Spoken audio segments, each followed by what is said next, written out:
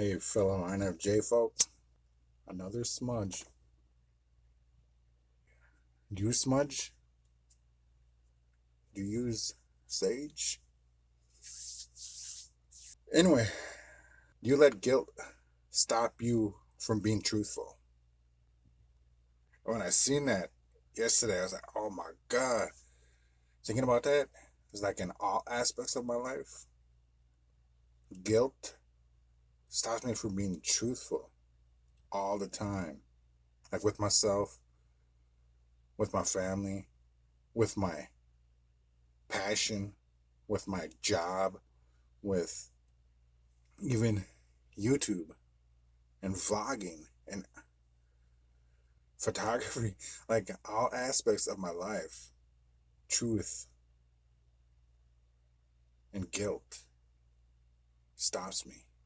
Like I always have this guilty feeling with me and my wife because like we made previous videos. I'll leave a link down below where we talked about how it is to be married to an INFJ. But in the beginning of it, I wanted her to be truthful to me, like even brutally truthful, because in my mind I was thinking like, all right, if she can do this with me and she's brutal about some things, I think I can really own that. But also it would open a doorway for me to be brutally truthful with her.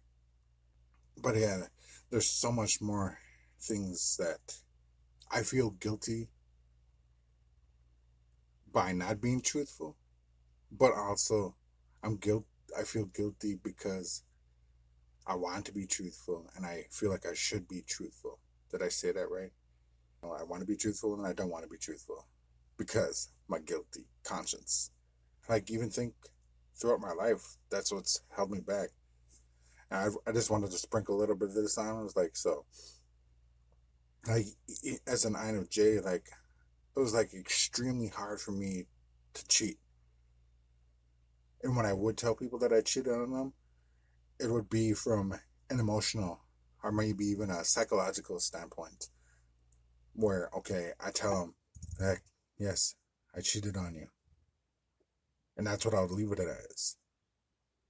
Because, like, sort of wanted out of the relationship, which is the reason why I cheated. But it was also, too, like, I'll try and set up things to, like, trying to get away. But it was just hard for me to be truthful and be, like, a bad person. So I needed something to make it seem like I'm a bad person. And I'm not saying, like, me cheating emotionally and psychologically, perhaps even spiritually, isn't being bad. But like I could never bring it in my mind and physically to cheat. Like I just couldn't do it. Because I was in my head. Like, no, I can't do this. I can't give these feelings and emotions and align those with someone in a physical or sexual way. I just couldn't do it. Not to say that, and I don't want to go and say like, oh, you're a person who never cheated in your whole life like that, or you never was promiscuous. No, I found a point in my life where I was like, I put it in my head. I was like, all right, all females are the same. There's no point. So I went through this stage where I was promiscuous and messing around with multiple females and all of that. But that's just like how I've been most of my life. I always carried a heavy load on me that I can't be truthful. But then it even goes into my parenting skills, like where I sometimes, like again, I open that doorway. I look for that doorway. I mean, like, so I asked my kids, like, are you sure you want me to be brutally honest? And some of them are like, yeah, just be brutally honest. Be honest. That's why I'm asking. And I'm glad some of them do that. Because then I tell them, and they're like, oh. And the wife may be like, oh, like, how could you say that to them? And I was like, well, they wanted it. And if I ask them the same thing, I want them to give me the same response, brutal honesty. because if that's the way they really think and feel, and because I I value their opinion, their truthful and honest opinion. So that's why I want to do it. But then I also think about it, is that me thinking less of them because I don't tell a person my truthfulness, give them my honesty? Is that where my guilty conscience comes into play? So I struggle with that. And yeah, with my marriage, like there's so many different aspects. Like we're like really good and we really motivate each other and we make ourselves better. But then for me, like I said again, like I need that doorway open to be brutally honest. I even bought a truth or dare game and she doesn't want to play it because no pain. If you don't go through the pain, you're not gonna go through the gain, And that's what I feel like. So when people are brutally honest with me, I'm like, nah, thanks. Okay, so there's an article that said 11 things that you shouldn't feel guilty about. Number one is taking time for yourself. Oh my God, all the time. Feel totally guilty for taking time for yourself. Number two, saying no. Kind of goes with the same thing, like just saying no. You're afraid of hurting their feelings and feel like you don't want to invest yourself or your time with another person or whatever it may be that they ask of you. And like even with work, that was hard for me to accept.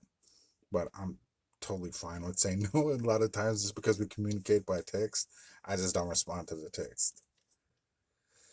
Number three, being honest.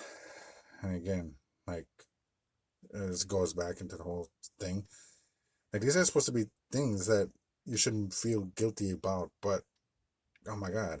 Like even number four is like setting boundaries. Like everything that I do is because I have set these boundaries in my life. But then when you got someone close to you who you love and all of this type of stuff, they have to go past those boundaries at times. And it's about the self-interest and the betterment of yourselves, why you have these boundaries. But then when you let that in, like you feel guilty because sometimes you gotta say no and push them out. Number five is asking questions.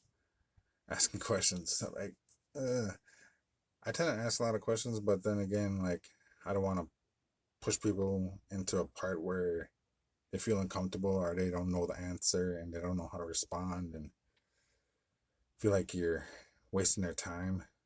That's a struggle for me. Number six is saying sorry. Oh my God. I say sorry all the time. Like, too much, like, because it applies to everything. Like, I'm sorry this happened to you. I know I don't have a partner, but I'm sorry it happened to you. Like, my wife can't stand it. Like, that I say sorry about everything. She's like, stop saying it. It's like, I can't help saying it. Sorry.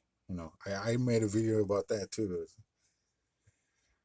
Number seven, shutting off technology. I don't feel guilty at all for shutting off technology.